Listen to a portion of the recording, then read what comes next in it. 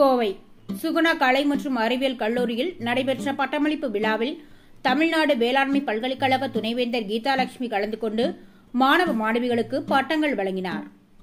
கோவை காலப்பட்டி நேரு நகரில் உள்ள சுகுணா கலை மற்றும் அறிவியல் கல்லூரியின் முதல் பட்டமளிப்பு விழா காலப்பட்டி நேரு நகரில் உள்ள சுகுணா ஆடிட்டோரியத்தில் நடைபெற்றது.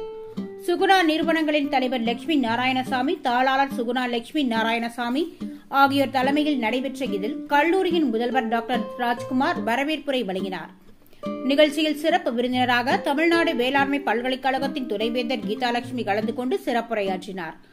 அப்போது பேசிய அவர், இந்திய சுதந்திரம் பெற்றபோது நாடு முழுவதும் 20 பல்கலைக்கழகங்கள் மற்றும் 496 கல்லூரிகள் மட்டுமே இருந்ததாக கூறிய அவர், 1948ஆம் ஆண்டு அமைக்கப்பட்ட UGC ஆணையத்திற்கு பிறகு தற்போது 1000க்கும் மேற்பட்ட பல்கலைக்கழகங்கள் நாடு முழுவதும் செயல்பட்டு வருவதாக பெருமிதம் தெரிவித்தார்.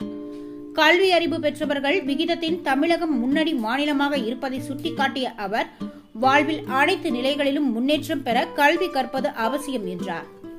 தொடர்ந்து அவர் மத்திய மற்றும் மாநில அரசுகள் கல்வி கற்பதை ஊக்குவிக்கும் விதமாக மாணவ மாணவிகளுக்கென செயல்படுத்தி வரும் பல்வேறு திட்டங்கள் குறித்து எடுத்துக் கூறினார். தொடர்ந்து விழாவில் முக்கிய விருந்தினர்கள் இளம் பட்டதாரிகளுக்கு பட்டங்களை வழங்கி சிறப்பித்தனர். விழாவில் சுகுணா அறக்கட்டளையின் செயலர் டாக்டர் ஸ்ரீகாந்த் கண்ணன், கல்லூரியின் இயக்குநர் மற்றும் செயலர் டாக்டர் சேகர் உட்பட கல்லூரியின் துறை தலைவர்கள், பேராசிரியர்கள், பெற்றோர்கள் என பலர் கலந்து கொண்டனர்.